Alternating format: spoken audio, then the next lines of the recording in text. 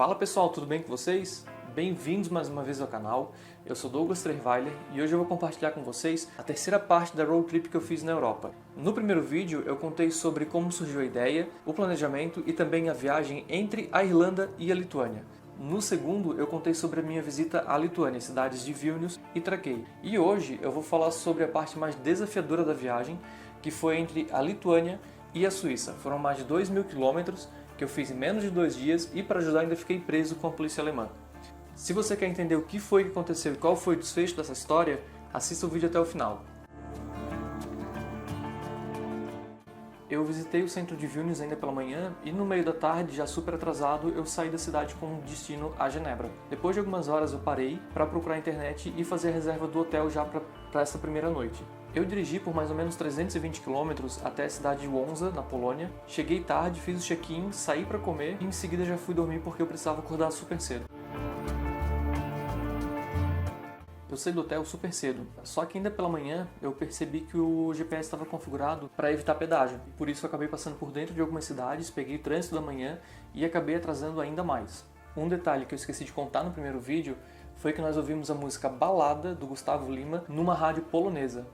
Dirigi por mais ou menos 650 km até cruzar a fronteira com a Alemanha, isso na região mais sul, próxima à divisa com a República Tcheca e a cidade de Dresden. E eu vi um carro da polícia parado num dos acessos à rodovia. Logo depois esse carro apareceu atrás de mim, eu saí para a pista da direita, deixei ele passar e aí ele entrou na minha frente e acendeu um letreiro em cima que mudava o idioma e estava escrito siga. Eu fiquei preocupado já que eu tinha cigarro e algumas garrafas de álcool no carro. O cigarro estava levando para um amigo em Dublin.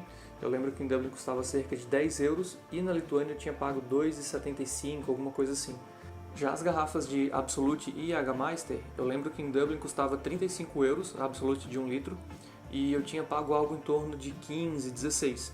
Eu estava levando uma para mim e algumas para vender. E tinha também uma garrafa de Jägermeister que eu paguei na época em torno de 14, 13 euros. Imagina, um cara jovem, pelo menos na época, dirigindo sozinho uma minivan da Irlanda, ou seja, com o volante do lado direito, entrando na Alemanha, vindo da Polônia pelo interior, no final da tarde, com certeza chamou a atenção deles. Paramos em um pátio onde haviam vários outros carros e vieram os dois policiais. Um homem que tinha um inglês bem carregado e uma mulher que era bem mais simpática e com inglês muito mais limpo, então foi mais fácil de entendê-la. Eles começaram me pedindo o passaporte, documento do carro e habilitação. Como a CNH é mais difícil identificar a validade do que a internacional, eu entreguei a CNH. Ele me perguntou sobre a internacional e eu falei que tinha esquecido em Dublin. Começaram então a me fazer várias perguntas. De onde você é? Onde você mora? Quanto tempo você está viajando? Quanto tempo você ainda vai ficar viajando? De onde você está vindo? Para onde você vai?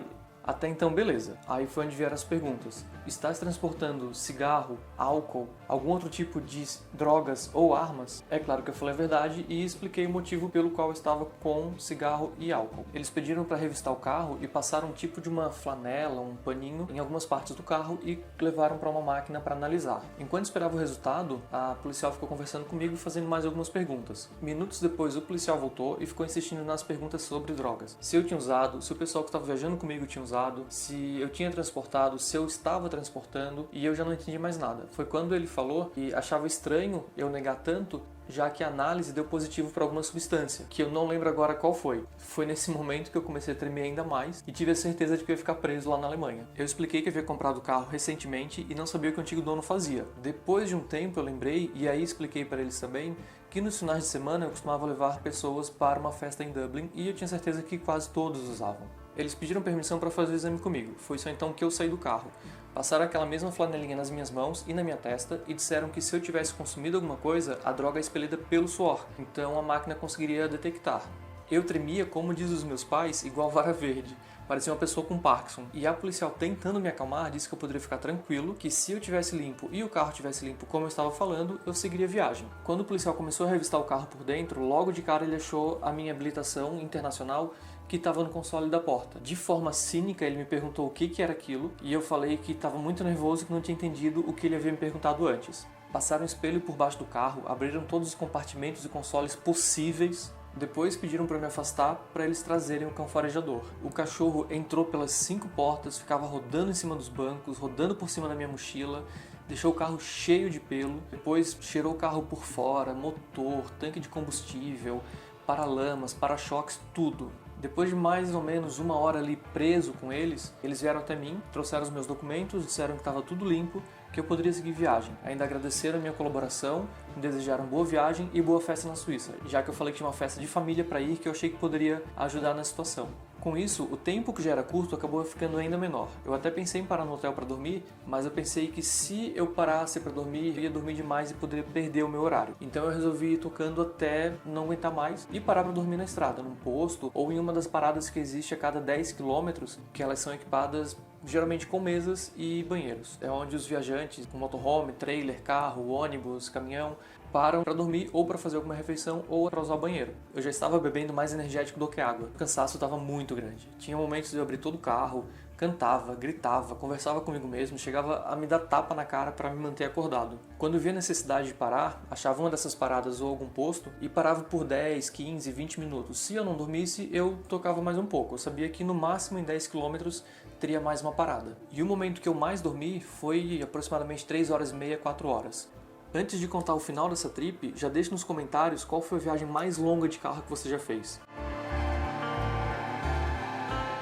É claro que dormir no carro não foi nada confortável, e eu acabei acordando antes do sol nascer e já peguei a estrada com direção a Genebra.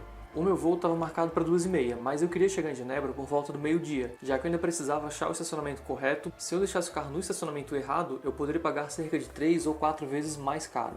Esse último trecho ele foi mais tranquilo, eu parei para abastecer e aproveitei também para tomar o café da manhã. Cheguei em Genebra era por volta de 11 da manhã, fui até o aeroporto, localizei o estacionamento e como vi que o estacionamento era praticamente dentro do aeroporto, dei uma volta ali pela região central e fiquei parado cerca de 1 hora próximo ao lago. Deixei o carro no estacionamento, fui fazer o check-in e também almoçar.